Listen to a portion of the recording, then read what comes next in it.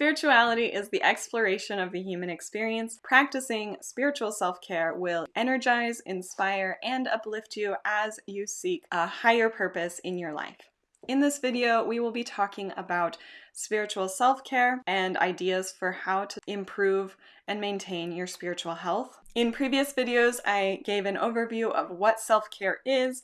We've talked about physical self-care, we've talked about mental self-care. So this is the third of the sort of power of three, body, mind, and spirit, holistic self-care thing. You might want to go back and watch the others, but you don't have to if you don't want to. By the way, welcome back to Maggie Mumbles. My name is Maggie and I mumble about witchcraft, spirituality, and personal development. If any of that sounds interesting to you, then please subscribe to this channel and hit the bell for notifications. I do try my best to put out new videos on Tuesdays. Guys, all we can do is try our best. When we're talking about spiritual self-care, we are talking about seeking understanding of the divinity, connecting with the natural world and the spirit of plants, animals, and minerals, as well as finding a spiritual community in which to travel through life with.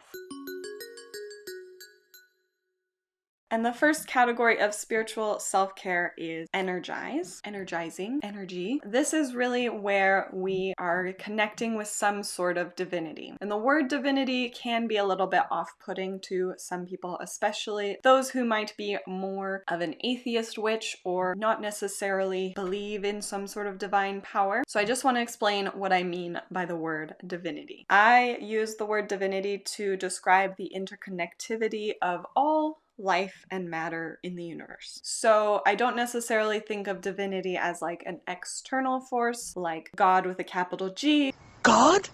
God! Or various gods and goddesses of pantheons from time and space, or something like the universe, or spirit, or, like abstract concepts, or things like that that are out there. For me personally, I do believe that there is an external divine force, but I also believe that there is an internal divine force, that I am divine, you are divine, everyone that you've ever known and loved is also divine. Plants are divine, animals are divine, rocks and soil and water. Jesus are divine. Everything has divinity because everything has spirit. In some ways, this is my own personal belief, so you might have your own understanding of what spirit is and what spirituality is, but this is the best way that I have found to explain my own beliefs, and I hope that it makes sense to you, at least so that we can understand each other, or you can understand me, where I'm coming from. But if we think about divinity in this way, that each one of us individuals is divine,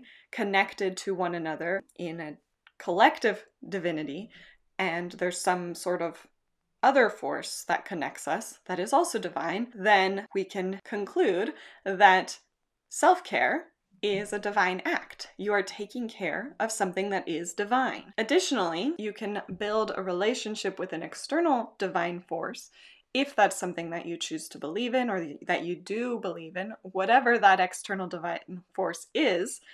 Spiritual sky boss is my favorite way to describe it. Building that relationship is also self-care. And there are many ways to build a relationship with a divine, external, spiritual sky boss. Worship him, in the form of ritual can be a way to build that relationship. Meditation, dance, listening to music, chanting, making music, making art, doing something else creative. All of these can be a way to build that connection with the divine. I find that anything that brings you joy, not momentary happiness, but like true joy. We all have like hobbies or interests that light a fire within us, and I find that those energize us, and those are ways to build connections with the divine. Spell work is something that we can do to communicate with the divine through using correspondences, things that correspond with some sort of spirit realm entity. Whatever your desire is, whatever your intention is for that spell work, love, comfort, protection, confidence, abundance, creativity. Amnesia spell! Anything that you have an intention for, you build a spell around, and you correspond with the spirit realm entity, that can build connection with the divine. You can also leave offerings in exchange for some sort of help or support. This is a way to build that relationship. It's very important to make sure that we thank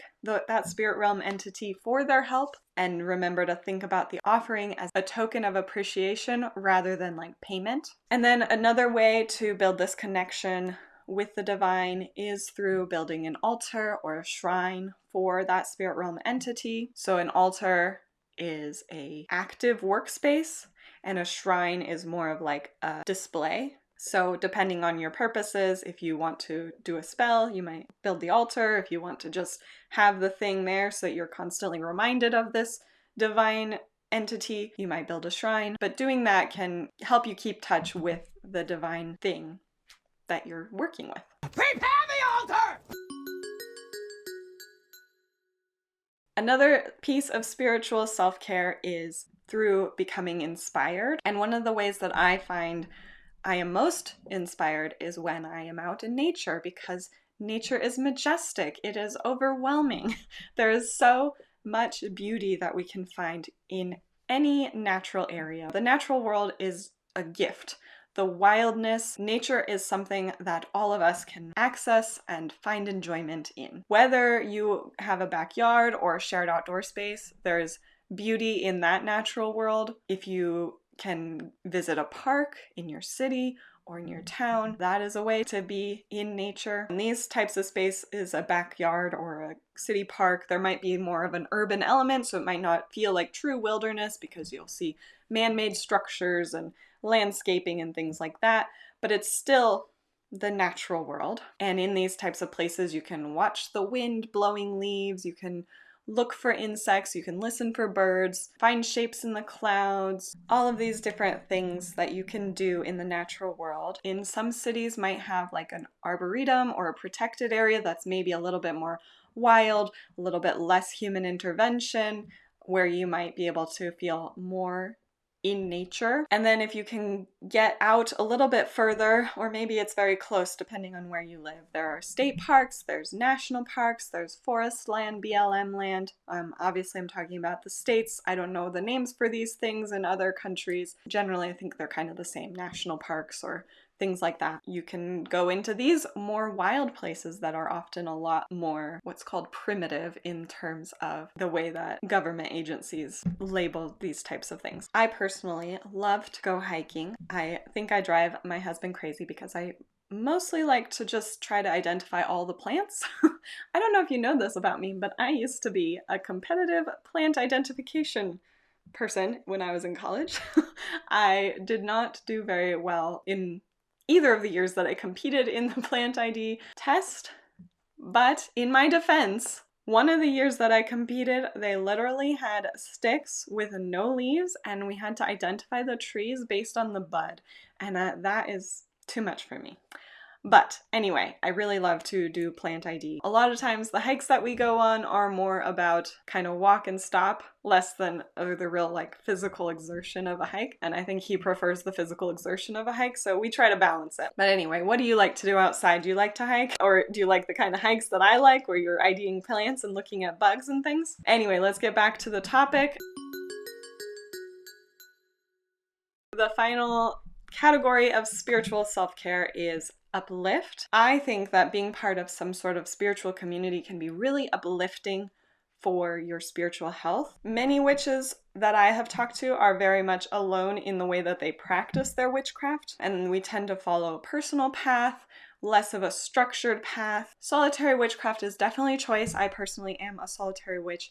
For some people, it's actually forced though, and this forced isolation can be discouraging. So, no matter how you practice, whether you're in a coven or solitary, I think it is important to have some sort of community that has similar spiritual pursuits. We're all part of one community or another, whether that's your family, your friends that you have chosen, the neighborhood you live in, the town you live in, the state you live in, the country you live in, the planet.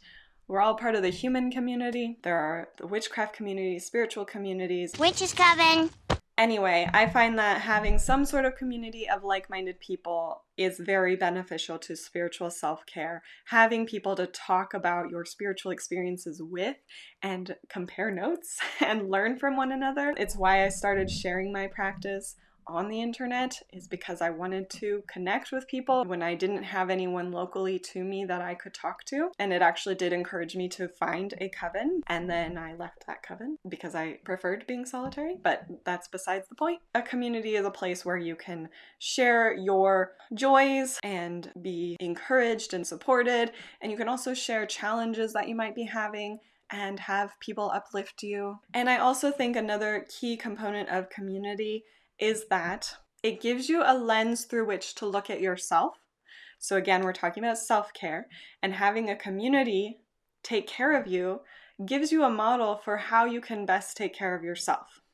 And it can show you that you are, in fact, deserving of that care because these people care for you, so why don't I care for me, you know? So it can help you to learn how to love yourself, especially in those times that you might be finding it hard to love yourself, or you're feeling low self-esteem or low self-confidence. So I do invite you to find some sort of community, whatever that looks like, other people who are committed to spiritual health and well-being, whether that's online or in person.